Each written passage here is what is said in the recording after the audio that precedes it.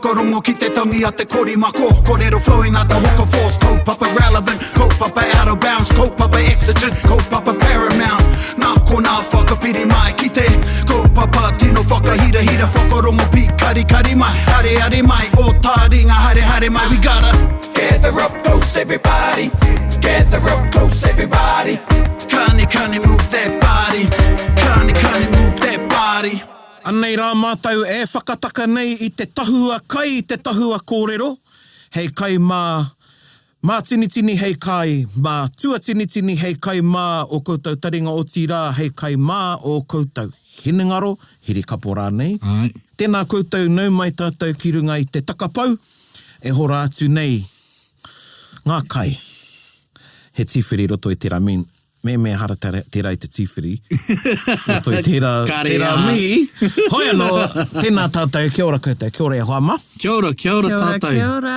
Ai, kia ora, ko hoki mai anō tātou. Ai, e kumama anō mō tētahi atu kai. Tika, he tāwara anō. He tāwara anō. Ahoi anō, ngai taringa tēnā rā watu koutou katoa. E hono mai nei I te kāinga, I te motoka, I whea rānei, I tō wāhi mahi. Maybe you're meant to be doing your work, but you're listening to taringa. Kei te pai, e Hey, it's work. He wānanga, he ako. Ai. Yeah, and we're coming Put at it you down from... as PD. Ana, te pokapū o Taringa ki te bustling metropolis, pi ki Taone, pi ki Auahi o Te Aomatu, under the auspices of Te Wānanga o Aotearoa. Tēnā koutou. Nō reira, e te iwi Tikanga 101, tēnei, ko te aronga, ko te kai. Ooh, Ka yum. pai. Ka pai. Oh, no. Kai pai. Kai pai. Kai pai. Ana kia timata ki tā tātou kiwaha. Ana I te kiwaha, kua hawa. Kua hawa. Kua hawa. Kua hawa. Kua hawa. Like hawa with a W. Ana, kua hawa. Hawa, kua hawa. Yeah. You know, this is something that I used to hear my kuia say, and it wasn't until, you know, ka ahua pake ke haere, ka ako au he kiwaha tēnei, he kōrero tēnei. Yeah, and anyway, ko te tikanga o te kua hawa, he nui ake o karu I tō puku. Yes, Hey, I eyes have bigger than this yours. problem. Yeah. Yes. Oh, tātou. So, ka rere tēnei kiwaha he whakatūpato, he whakahē rānei I te tangata, I tana tere ki te, I tana kaha rānei ki te whakaputu kai ki tana preti. Ai. Yeah, so... Hea te mea tā Timoti. E haere ana koe me tō waka kihia. Yeah, e hoi ana tō waka kiwhia. E hoi ana tō waka kihia. Yeah. When you're loaded up your plate. Well, he would say taranaki ake nei. Yeah, taranaki ake nei. Yeah. Well, it's a little bit different because you might eat that maunga Yeah. on your plate. And hoia tō waka is like, where are you going with all of that? Yeah, like Yeah. you're He nui gearing ngā- up for a big journey. Yeah. Those are provisions, not a kai. But kua hawa is you haven't eaten what you haven't eaten your share. Ai. Yeah, so he harai te, you know, Yeah. he kiwaha, Yeah. he aha, whakatūpato I te tangata whakahē I tana tauareare. Tauareare. Being greedy. We've been a bit greedy, yeah. Yeah, and you can do it like that in projects. I'll do this. Hey, kua hawa. Yeah. You're taking on too much. Yeah. Tika, Yeah. we use that analogy. Got too much on my plate in terms of mahi. Yeah. E hoa kua hawa. Kua hawa. Kua Kua poke hawa. au e te Yeah. mahi. Kua hawa. Yeah, ana. Oh. And you could say to someone, kei hawa. Yeah. Kei hawa. Kei or hawa. like, Kei hawa. just in case you take on too much. Yeah. Yeah. Yeah, especially when people get excited about projects. Eh? Yeah. No, I'm going to do this, I'm going to do this. Hey, Sign me up. kei Sign me hawa. up. Oh, Yeah. Kei hawa. Ana, nō reira, koe nā te kiwaha e te iwi. Ko te painga hoki o tērā kiwaha he tikanga I roto. Kia ora. And koene ki tēnei hōtaka, Tikanga 101, e pāna ki etahi tikanga, he nui nā tikanga e pāna ki te kai, engari koene tētahi. So just don't be greedy. And ka kitea tēnei I te etahi wā I te marae, if there's a buffet, you know, and kei te hia kai te iwi, and you try and put heaps on your plate, and kare whakaro ake ki te hunga ka whai mai atu. Ai. You know, te tikanga, me whakaro ki te katoa.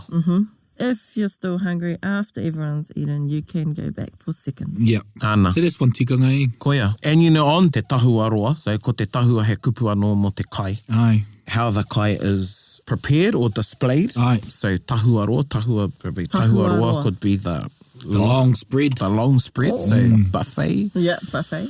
smorgasbord. koutou e ngā mātua, anei he te tikanga kia koutou, kau e waiho mā a koutou tamariki a rātou kai e tiki. 'Cause, Tika. you know, kids don't know, and they're gonna lay their plate up. Yeah, ka hawa. Yeah. So, ka hawa ngā tamariki. Ai. Aye. Yeah, so, you know, Or they grab all of the good stuff. yeah. Yeah, And they don't eat don't it. know what, they don't need it. And Yeah, then they they touch don't it, eat and it. then you Yeah, can't, yeah, you know, yeah. it goes in the bin. Yeah. Yeah. So, yeah, kare tērā i Yeah. te pai. You know, ia mātou e tamariki ana, i nāi nei, he rere ke tēnei, nāi nei kids go first. We went last. Well, hey, my nannies and that, they talk about eating off the rocks Yep, at the hangi. Oh, when they were kids. Yeah.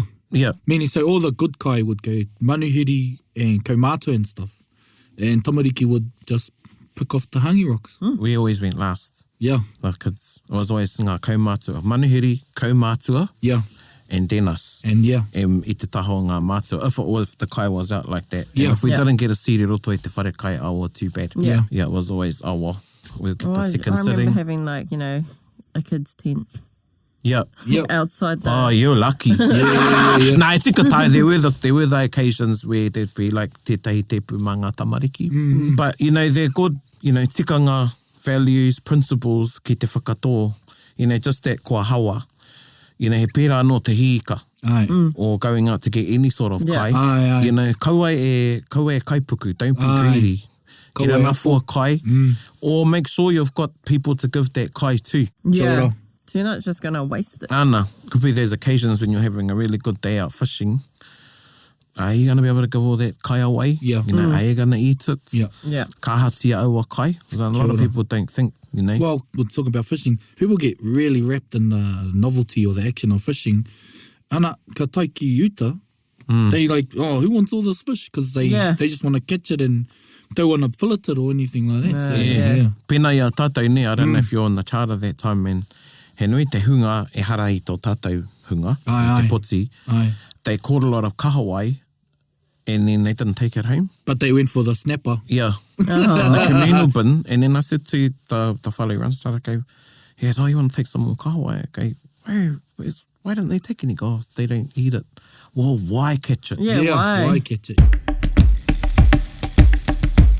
What are some tikanga around food that you guys grew up with? Just typical behaviour at the table, like brushing your hair and stuff, you know. Yep. Tika. Just typical things, you know.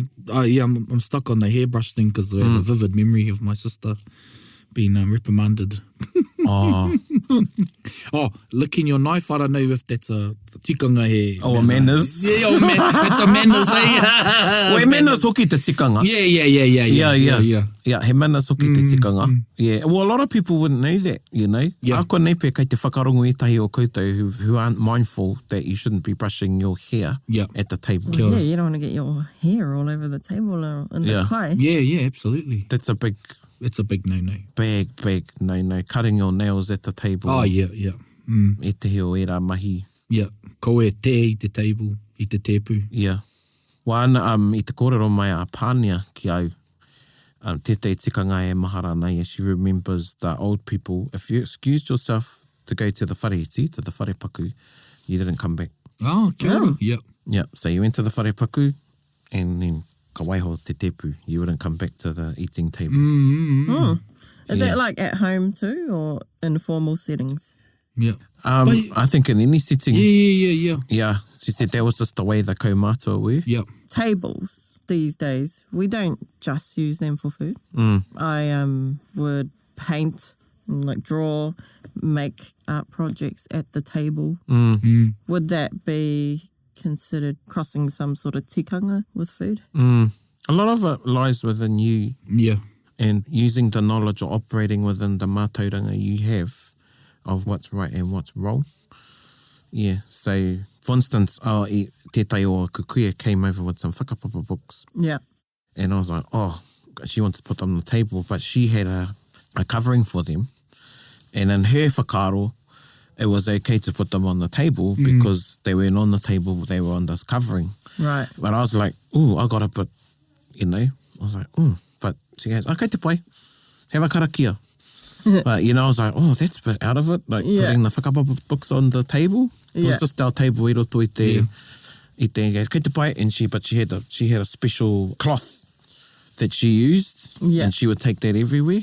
Yeah. Okay. And that side was always for the side that's going to go. Yeah, So that was how she sort of reconciled that tikanga of tapu and noa and keeping things separate. Yeah. Had it been up to you, where would you have put those books? Or I would have just sat on the couch and read them. Yeah.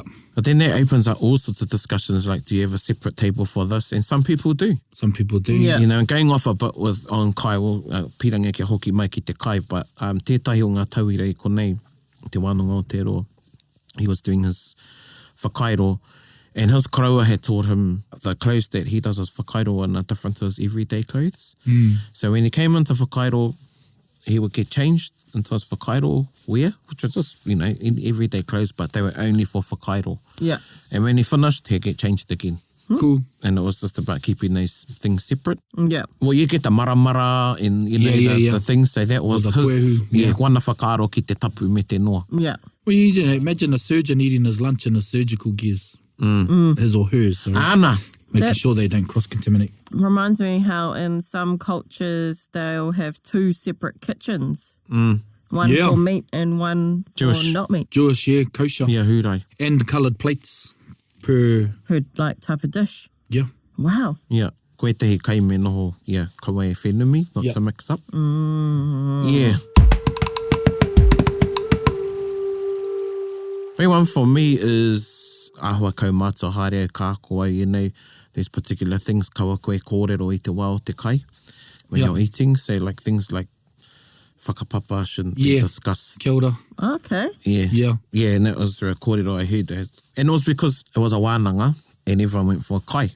Well, everybody was still... You're still buzzing and still humming. buzzing, yeah. And then still talking I te kōrero whakapapa etahi, and then one of the kaumātua said, hey, kei te kai koe o tūpuna. Oh, Yeah. right.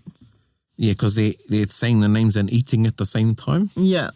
So that's another degree That's of... another degree, yeah. Koe nei tai o ngā tikanga. Yeah. Yeah. And we were just having lunch at Iwi before we had this, and I was fighting the urge of asking Paraone certain questions, but I was eating and I was like, oh no, I better wait. You know? Yeah. I don't know for you, but for myself, it just doesn't feel right. But I can see how it would easily happen because like Well, over dinner or, you know, over a kai is usually a real social setting. Yeah, absolutely. Obviously, I think if you're talking about your uncle, auntie, you know, he rere ke tērā, Yeah. But if you're going way back. okay, let's look at the whakapapa of Yeah. Yeah. Hey, koe rā e tahi whakatūpatotanga ki rāhuatanga. Yep. And I heard of people choking too when they do that. Yeah, o ara. I think a challenging thing in this day and age, you know, I'll speak from because, you know, kare mao ko ngā hui e kaimiti. And initially, we started off as vegans, ahua rua tau māua e vegan ana. Mutunga ke mai nei o te horopū ki tērā era tikanga. So we were vegan. We had to reconcile our tikanga and when we went to visit other marae. Ai, kia ora. Because we weren't going to turn around and say, have you got anything that's vegan? Or turn down the hospitality or in such a way. Yeah. So it's just a matter of fact of eating what you can eat. Yeah. We never compromised though. We never ate meat or butter or eggs. So a lot of time we'll take our own kai, but we'd be very careful about how we would, you know, I'll be honest, I te tīmatanga I was whakamā. Yeah. And then I had to change my whakaaro. Well, taku whakaaro was, well, our kai is our rongoa. Kia ora. And it's no problem to somebody to whip their pills out and eat their pills with their meals. So I was like, no, or drop a fizzy on the table. With yeah, the so I'm not going to say to the ringawera, you know, can you make me something vegan? Yeah. But I'll take my kai as a supplement. I te taha. Yeah. Yeah. So eat the fried bread. If it's cooked in canola oil. Yeah. Which it mostly is these days. Like, iau e tamariki ana oil. We never saw oil. It was henu. Henu. I ngā wā katoa. So even that tikanga, you know, tētahi o a tātou whakatauki kei takahi a tahu. Ai. Don't offend the cooks. Yes. Yeah, don't offend the cooks. Yes, don't offend the cooks. Don't offend tahu. So tahu is the personification of cooking. Tahu with a capital T. Yeah. So that's another name for the cooks. E tahu te nā koutou. Yeah, and ko tūki waho, ko tahu ki roto. Yeah, kei takahi a tahu, tika tahu, don't offend the cooks. So there's lots of ways you can offend the cook. I te marae, tētahi is taking too long to go to the wharekai. Oh, yeah. Even at home, when I put the call out, ko rite te kai. Ko tahi karanga mo te tangata. Yeah, e and rua mo te kuri. Yep. That's a saying I learned i roto I te taitoki rei. Yep, that's what I say a lot when people are like, oh, and I'm like, oh, ko tai te karanga mo te tangata. It's one thing to play host, it's also another thing to play guest, a good guest. And that's as soon as the power was happening and stuff, is to do your part. Ana. And accepting the hospitality. Koia, manaki works both ways. Kia ora, yep. You know, it's just not about te haukainga e manaki nei te manuhiri, me manaki hoki ngā manuhiri ngā tikanga. Ai. And koera te tikanga, kaua e pōturi e takamuri. Ai, tika. Ki te whare kai. And if you are haukainga, you should be going last. Yep. I mean, even my kaumātua, even though they're kaumātua, they will wait and make sure that all the manuhiri have a seat before they consider going in the whare kai. Yeah. Kia ora. And the cooks are last, and they may not even get, usually they don't even care. Yeah. That's the thing to consider, is like, hey, there's people waiting for you to eat. They can't eat until you've eaten. Yeah, true. You can get on another level and koutou etai e whakarongona kare kore e ringawera. You know, ringawera have te tikanga. Like, I roto i a mātou, whoever holds the koha, usually if it's a tangi, they should always be at the marae. Yep. So they've got the pūtea. Oh, right, yeah. You know, one of my cousins hadn't been told that, and they went to do the shopping. So, you know, I had the koha and no one wanted to hold it. They're like, no, that's not me. Yeah. And then they got told later, oh, no, you don't leave. You stay here. You get someone else to do the shopping. That's not your job. You look after the koha, stay with the cooks, but that kawa koe haere ki te taone. Is that so they can divvy and receive? Yeah, tētahi tangata e tiaki. Yep. And I don't know koutou whakarongo ana he pe, and this could be something for you to wānanga on your own marae, wainganui o koutou whānau, hapu. Mātou, ko tahi atu I te pai ki te tangata mana te koha e tiaki. Yep. Shouldn't be here's the koha, you give it to such and such. Yeah. Straight from there to there. One line, one streamline. Yeah. Ana. Yeah. Well, it just keeps like things transparent, eh? Koina. Exactly. And there's a centre point. Yeah, koina hoki. Just like your accounts. Ana. Ana. So e era kai wainganui i ngā tikanga, koina anō ngā tikanga, you know, kei takahia tahu. And Raue. yeah, and I know tēnei wānei au huri nei, kua rereke. Yeah. You know what I mean? What you see on the tables is very, very different. Like, growing up, anō ne he pakaumatu ara wātua. But, you know, it was mostly boil up. Yep. I te marae. Yep. Yeah, I remember rocking up to heaps when I was younger, and it would be just like mince. Yep. Mince stews. Right, really good kai. Yeah. But mostly boil up stews, mince stews, things like that. Yeah. But now you've got a range of kai. Yeah, I just remember the colours. Well, there's more colours now. Yeah. I think it's a bit different when it's a catered hui and you're asked, you know, a lot of etai o ngā hui nainei go to wānanga, and these are the modern times we live in. Have you any dietary requirements? Yep. Yeah. And you got one table there for the vegans, one for the no gluten. Yeah. So you might have two lactose intolerant. And perhaps that's a tikanga, you know, if you didn't order that, to be mindful, and just because they look nice, they go, oh, I might try that today. The vegans, that could be the only thing they could eat. Oh, yeah, I have been to hui before, and like someone's put a pānui out, like, if you're not vegan, don't eat the vegan food. Yeah, or let them eat let te hunga kaimanga eat their kai. Ana. You know, I runga I tērā whakatauki, kei takahia tahu, you eat what's put in front of you. Yeah, well, that was probably like, if I'm thinking back to how I've been brought up, like, if we didn't like what was prepared for us for dinner, we just had to still eat it or not eat at all. Ana. Yeah. Tētai o mātai koraua nā tāna kuia ia I whakatupu, and she was in her hundreds when she passed away. She was like 111 or something. And she brought them up. And yeah, me e tai o ana kai said, oh, you know, this was back in the day when they fridges. Yeah, purple meat. Yeah, and kare pai ki a rao, and then she would just say, oh, well, e kai koru e o koru a roke. Yeah. Hey, e roke ai koe me kai. Yeah. Koenei tā mao ko tā Timoti wāna guess, ai, iau e tamariki ana, he ate what, you know, tarara, eki, this is him to me. And there's lots of things Timoti doesn't eat. Yes. I want to know about tikanga and preparing kai. Oh, e te ai tai o tikanga. You talked about the moki. Yeah. Well, yeah, I didn't have any personal tikanga in preparing kai when I'm at home that I don't think are just general stuff that everybody does. But in regards to the moki, so that's our big fish down the coast. There's quite a few rules that are attached to the moki that came from when Pauma Tangatanga was gifted the moki by Rehua. Oh, kia ora. One of them is, so the first one that's caught has to be hung up on a specific tree, and it's sort of like gifted back, or to just pay respect, really. Kia ora. Another one is you're not allowed to hit it on the head because he's a tapu fish. Another one is, because it's quite a fatty fish. So I think this rule is more especially around, fatty fish. I like fatty fish. it's more around like yourself because you need to let it drain. So I think that's why you have to hang it as well. So that some of the oils and fats can drain from it. Otherwise you'll get a sore guts. Too rich, eh? Yeah, it's rich, very So rich. there's some practical tikanga in there and spiritual. Don't eat it on the beach. Oh yeah, don't eat it on the beach. Like anywhere on the beach or above the high water mark, because I know some people... Yeah, like the Queen's chain or... Koetai is like not on where the tide goes to, but you can eat it off the beach. Off the beer. I don't know, I haven't thought about it that deep. But I'd just assume like you don't like catch it and eat it right there. I've heard kōrero like that. So you don't eat tangaroa's children in front of tangaroa. In front of tangaroa. Yeah. That's like us with collecting kina and stuff to not Yeah, break them open and I've heard that and the too, rocks and all that. Yeah. I'm guilty of that. Yeah, absolutely. Absolutely, yeah. Yeah, takahi. I know people who definitely adhere to that, but I love a fresh kana on a bread on the beach. Was that a particular kai or fish reserved for a higher class, social class? Like, was it for ariki only or rangatira I don't know. only? Maybe back in the day it might have, but nowadays definitely not. So the moki comes around, the season's pretty much right now. So you know how there's matariki. I guess.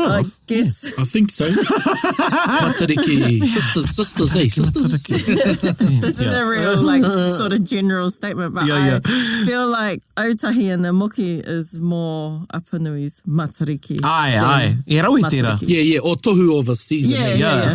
Wā, koina tā koutou kai nui, nera. Ko te moki. Kamutu ko atutahi he tohunga. Yeah, Autahi. Nā he rawe tērā. Yeah. Rawe rawa atu. And that giving back of one, there's the kōrero tahi kia maru. Kia maru. Yeah, tahi kia maru. Mo te freshwater. Yeah. Te tuna, mera, kai. Is that sort of like a general one, though, for you to give your first fish back? Like, I know some people still do it to tangaroa, like any fish. Yeah, your first two. But I've also heard of other people, instead of chucking the first back, hanging the first one up. Yeah, I think it just brings about that respect and reverence. And, it could be too that I'm looking at the tree. Perhaps that tree was looked to as a tuahu. A tuahu, yeah. Why you said a particular tree. And the kiko stays, and tētai atu, mō ngā kai kia matariki, we know it's te hautapu, but also te matatapu is the essence of whatever kai you're putting on the tuahu. That ka haere he kai mā te atua, mā ngā atua rānei. So maybe that's the matatapu back to... Yeah, and that tree was the tuahu. Because tuahu weren't always rocks. Some tuahu were harakeke bushes. Or... Yeah, tika. Yeah. And also, I just remembered, not everybody gave their first fish back type thing. It was like the most sort of respected elder would go out, catch the first fish, and then that's the start of the season. Once they've caught that first fish, hung it up, then everyone else can go out. Yeah, he tohu anō. Oh, look, ko whakairi te mohi tuatai. He pērā kaua I nei, but a hurakia, when ka haere te wiki te mahi kereru, and same sort of a thing. It was a woman. He wahine. Really? Ko nā mahi tapu e pāna ki te kereru, I roto ia Ngāti Raukawa me Ngāti Manuapoto was tētahi wahine he tohunga. And she had to do that. Yeah. And it wasn't until she was given the first fruits from the fowler that went out, they would get that particular kereru, and that kereru was given to her, and then she would do the appropriate karakia, and then the season was open. Oh, okay. So aho orite. Yeah. Yeah, but in this case it was, a legal tiku. Legal tiku. Yeah. Now. In kōrero about portions, he tikanga tawhito tērā I ngā wāmua, and we do sort of follow that. If there's a top table, it's really nice if what's on the top table is on all the tables. Yeah. But, if we get tuna, speaking for us, if we get tuna and we have a top table, then if we only have enough for the top table, then that's where it goes. Yeah. You know, so it's sort of the same because in ngā wāma, the ariki rangatira would get the better portion. Yeah. Yeah. And then whatever the hapu and iwi got, they would, you know, there would be a portion for the ariki. Yeah. Yeah. So kei reira tērā tikanga sort of got a sort of the same e nei rā. I've read in an old book from John White, and he recorded ceremony processions or proceedings, and they would have a stage of kai, and tohunga would take their first bit, ariki, and then there would be something said and it was opened up for the rest of the hapu or the hapori to come and grab their kai. Yeah. Yeah. Yeah, and don't, you know, kawa koe, I mean, look at the story about kahungunu and Whaine, and kahungunu went to take the fat fish out of the first catch. Yeah. And Whaine slapped them with it. Slapped them with it, yeah. And then you get the name Tū Tāmuri. Ah. Yeah, slapped them with the fish. Yeah. And you're like, get back. Get back. Kua hawa. So, kei reira e tahi o ira Yeah. tikanga.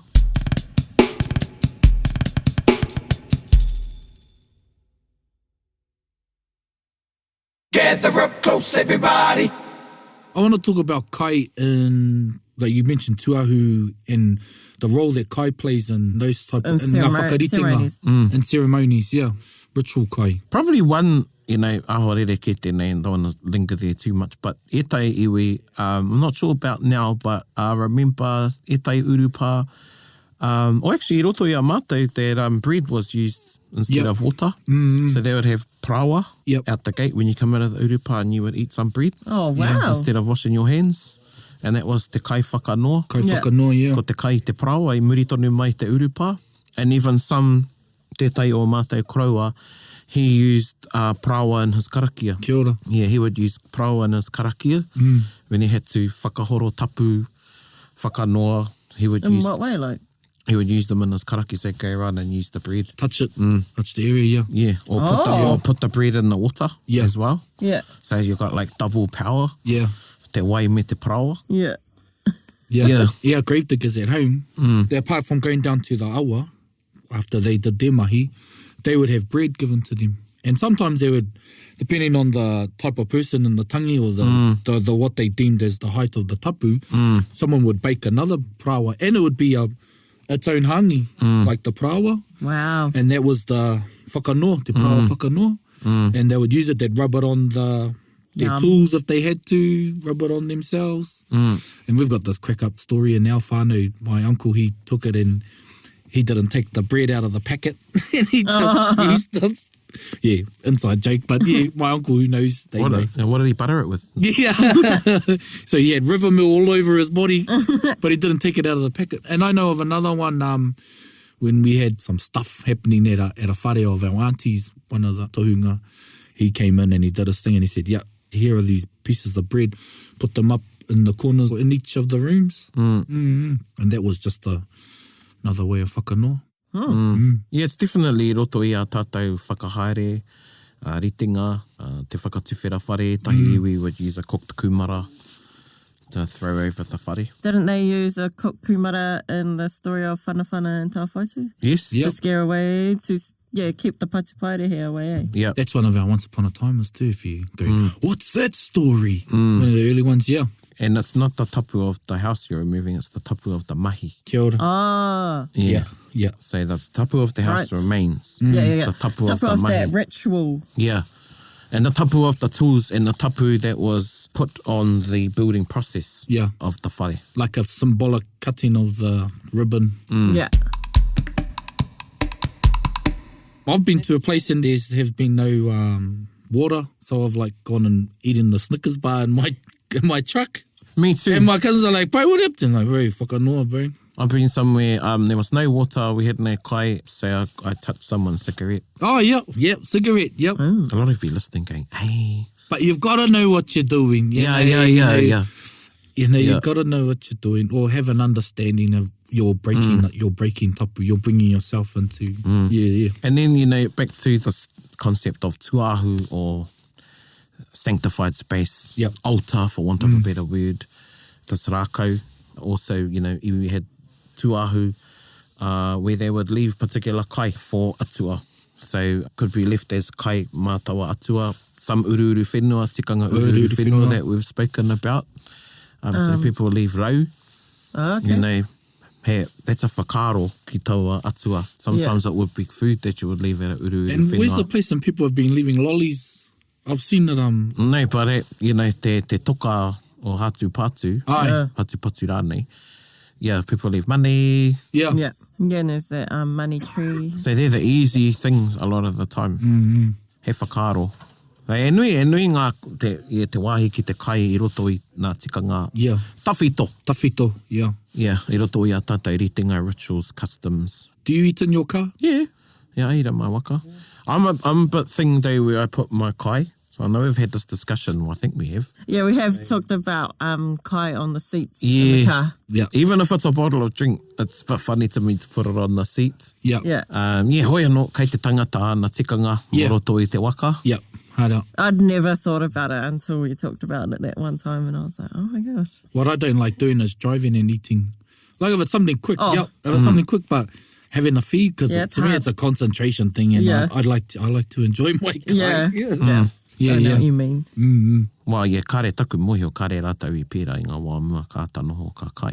Yeah. Or there was particular kai ta taua would eat, or, you know, an army, they were provisions and things that they could eat while they're walking. Yeah, yeah. Say dry pipi was one. I don't know if we've talked about this before, but I heard from one of my many conversations with someone that something they used to do in preparation for fighting was eat particular foods to embody the characteristics of the animal.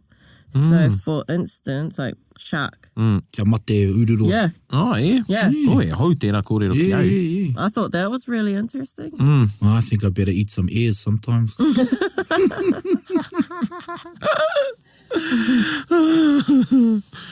Yeah, kare mohi ana ki tērā kōrero. Yeah, a koa nei pia. Yeah. Let's do some rangahau on that one. Yeah, yeah, I haven't been Especially told if you've that. taken, talking about Maori and... Yeah. Well, there would be a particular time day along in the war party's journey where they wouldn't touch any food at all. Yeah. Yeah. And that would be under the call of the tohunga. And the tohunga would say, you know, don't eat this, don't eat that in their campaign. Yeah. Yeah. There'd be a restriction on particular foods that they would be able to eat. Kia ora. So, yeah, if you look at it like when you're doing your training for your Ironman or your, Yeah, yeah. Yeah. what's there, you know? Or when you do your Taringa marathon and you binge watch, and probably not too much carbohydrates at the Yeah. start, or else you won't make it to EP 5. Whakatiki is an old kupu that Yeah. we use now that we've repurposed. So we use that word now for diet. Aye. Whakatiki, taku mohi o ko te whakatiki is noho puku. Aye. So it's fasting. Fasting. Right. So you would whakatiki for a particular kaupapa. So if I'm going to open a house like Tai Te Kawa, I will whakatiki the night before. Yeah. That's so you're in that state of mind, eh? Like by midnight. So you're not fasting. Nah, you whakatiki. You know, yeah, kia noho puku koe, kia noho tapu koe. And, you know, e tai, you know, ko te hikareti anō, tērā mo te hunga kai paipa, you only just kai wai. Kai wai. Yeah. Ko te kai wai. Ko te kai hau ki e tehi. Wow. Yeah, ko te kai hau, tērā tikanga, te whakatiki. We've actually talked about that before in regards to tangihanga. Yeah. Yeah. Yeah. I think we brought it up, was one of tētahi was telling how their karaua, he wouldn't eat till after he'd spoken. So from the time they left their home till the time they got to the tangi, it wasn't until after ko mutu ngā tikanga I roto I te whare mate, Yep. or I runga I te marae, then he would have a kai. Now it's meet at the BP for kafe Yeah. and mommies and whatever else. We learned kōrero of the tūpopo, our ruruhi, that look after the body, you know, ka noho puku rātou mo te katoa kia, you know, kia mutu rāno ngā mahi. And they just have wai. My nana was very strict. Yeah. Like, you know, if I had the ears I have now, because, you know, we could say it as like, waiho ki muri, but she was very strict in tangihanga, like with her kakahu, her eating, kare e kai, Aye. kare e horoi, pupuru ia kia wa tikangara. And yeah, kawe e kai. Yeah. But, you know, there's been reservations made, like, taku mohio was like not even eat at all. Rai nei tūhoi, the practice ki tō rātou whare mate is no eating between sunrise and sundown. Yeah, sunrise, yeah. So they have a kai before the sun comes Pēra up. i te wā o te Ramadan, i te ngā haora o te kai. True. Yeah. They're Sundown, sun up. also really strict around whakairo. Or is that a more general thing, you know, not having kai in the same area as whakairo? I don't know, like what sort of whakairo? Like mahi whakairo. Oh yeah, nah. Yeah. No, that's big no. So no kai around whakairo. Karekai. Would it probably be no kai around when you're doing mahi raranga as well? I would think so. Yep. I've read there are places where there was a special wharau made. And if it was just a lean-to, that's where you do it. And so they weren't allowed to eat in there as well. Yeah, me ngā you know pānaki, there's just so, like, now I'm like, whoa, this is a huge kaupapa. This is a huge kaupapa. I think we're... Ngā tikanga e pānaki te kai started chipping even. at an iceberg. Yeah. And oh, jeepers. Te wahine e hapu ana, Ai. tikanga no ki wana kai. Me ngā kai ahe ane ki te kai, pēnei Yeah. te kereru. Yeah, he nui ngā tikanga e pānaki te kai. And of course, it's a big thing. Kai is a big thing for... It's your for us. sustenance. It's a big thing. It's a big thing, and bigger for some than others. And it's in our kōrero about Tu and him taking on the children of his brothers and eating them as a perpetual revenge, you know, or the never-ending war between the brothers. And so if it's that big a kōrero in our beginning story, then of course it's going to be big with us, with humankind. So, you know, ane e tai tikanga i te tepu, wai o, kei na wharekai sitting. Or even at the dinner table, don't wait for somebody to ask you for what's in front of you. So if you're sitting at the wharekai table and you got the kina in front of you, Yeah. don't wait for somebody down the end to ask for the kina. Yeah. You know, you offer the kina Pass to it them. around. Yeah. And don't, kaua e hawa, Yeah. kaua e tauareare. Tauareare, he kiwa a tērā tauareare. Don't reach in front of people to grab the kai. The story I got told, it was about heaven and hell, would you believe? When I think this describes it well. You'll see where I'm going with this. Someone from hell asked someone from heaven, like, how do you guys eat? And guys from hell say, well, you know, we get all this food, but we've got these big long forks. And the forks are so long that we can't put the food in our mouths. So we're just there, it's torture looking at all this kai. And then they say, what do you do in heaven? And they said, well, yeah, we got all the food too in these big long forks, but we just feed one another. Kia ora. That's how the whakaaro should be on the table. I get a bit whakamā to say, oh, can you pass the tarara? Yeah. Because that could be seen as, you know, well, eat what's in front of you. Yeah, or disruptive because that person's eating. Yeah. Tuku a te kai, share the kai amongst yourselves. And even when you, how you ask for it, there's a way you can ask for something, you say tātāua Yeah. instead of homai. Yeah. And I think we may have touched on that before. Tā tātou tote, Yeah. tātāua prawa. Ah, te titi. Yeah. Tātāua tātātou titi. Yeah. Tātātou titi. Tātātou titi. Yeah. But and yeah, especially for kaumātua too. Or for anybody. Yeah. Yeah, so koera e te hitikanga i runga i te tepu. What about the last piece of something or the last oyster? Nah, kei muke te. Well, yeah, after you've offered it up, hey, anyone? Yeah, koena. Okay. Yeah, I will do that. Yeah. But if I'll be honest, if I'm on a table of there's all tamariki, Yeah. then I'm going to give that tio. Anengarare. I hope e whakarongo ana e tai o ngā kaumātua, once that are aged, Yeah. maybe by age, but, you know, practice kare te pēnei. So, you know, I've seen the change with people who are kaumātua by age, but they might not necessarily have the tikanga, Yeah. you know, and it's actually quite sad. It's social dynamics again, the way that we are and think a lot now is nuclear. And so that's how we sit as well at the table. Yeah. Within Big Hui, I'm talking about, yeah. you know, you're compartmentalized and you have to share the space with another person. So if you're sharing kai, then you should be that courteous To share. to share. Yeah. To share or make sure everyone's eating well. Or, you know, that, I can't eat unless everyone's comfortable as well. So I do the same thing. And I want to go back to kids. Why should they eat last? What do you think? Well, I think because they don't really need that much kai, or they've got the energy to muck around, or they might just pick and gone. Yeah, they grazers. Pick. Yeah. Don't eat much. Kare pērā i runga i tō mātai marae. Yeah. Now I got to tell the kids a lot of the times, hey, kia mai. Kia kai ngā manihiri me ngā kai mātua, and then you fellas go for kai. Yeah. I think it teaches ki au nei, whakaako i ngā tamariki kia kauanuanu ki ngā pakeke. Yeah. Nā he men, kei reira ngā whakaaro because I'm reflecting on our own practices, and we have whānau now, and they're like, oh, we've got to make a kai for our tamariki when we go to the urupa, and I'm like, man, they're sweet as, and they don't really understand the value of it. And I think the bigger lesson is if they understood the value of letting others have a feed. And I get hoha too, because then they eat real fast, and then they're running around, and I'm trying to have a kai.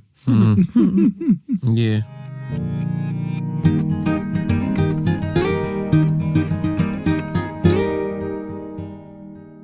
No reira, I'm going to finish on one before we go into our waiata o te wiki that I remember my kuia showing me.